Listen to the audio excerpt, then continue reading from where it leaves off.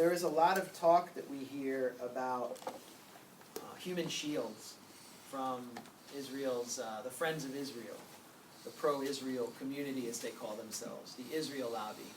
I had the great fortune of participating in a panel at the Frontline Club with Chris Gunnis, who is the head of UNRWA and was in charge of overseeing the refugee population in Gaza and throughout the Palestinian diaspora.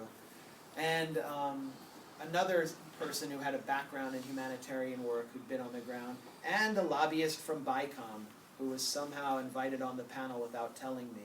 And he rambled on about human shields the whole time without producing any evidence. The United Nations in its fact-finding mission seemed to want to find evidence that Palestinian civilians had been used as human shields by Hamas and the Al-Qassam brigades in order to produce a more balanced account. And they went looking for evidence and still couldn't find any. This is introduced by Israel's defenders in order to justify the bombing, the fact that 20% of medical facilities in the Gaza Strip during the 51-day war were bombed or attacked, to justify the fact that UN schools that were operated by UNRWA, whose coordinates were supplied to the Israeli military dozens of times, were deliberately attacked, killing scores of civilians taking shelter after their homes had been destroyed, to justify the destruction of as many as 18,000 homes, to justify the destruction of 400 businesses and factories, to justify bombing Gaza's only functioning electrical plant, to justify bombing its septic systems, its farms, to justify reducing 20% of the total area of the Gaza Strip to rubble.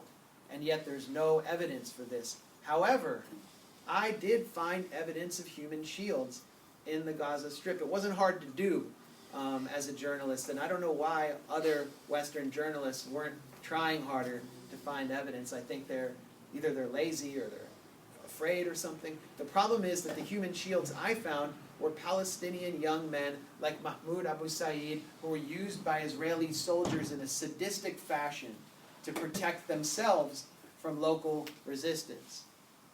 And so you saw that case of Mahmoud Abu Said. He was 19 years old. I met him in Eastern Rafah. Right away, upon arrival, because his cousins told me I had to meet him. But then I had to convince him to talk, and then I had to help him talk without fainting as he recounted a trauma that he had just endured.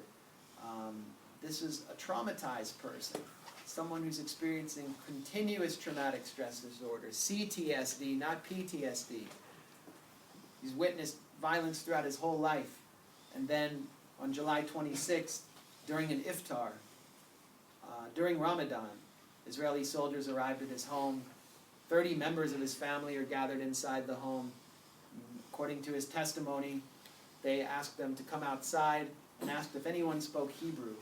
When his father, who had probably worked in Israel at some point before the siege, answered in the affirmative, they shot him in the chest and left him to bleed to death. He miraculously survived, by the way, and then sent his family marching towards central Rafah.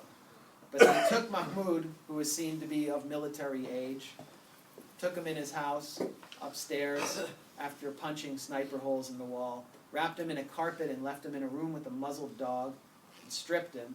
And then when they were ready to start shooting, they stood him by the window and shot over his shoulders. And one of the people they killed was his neighbor,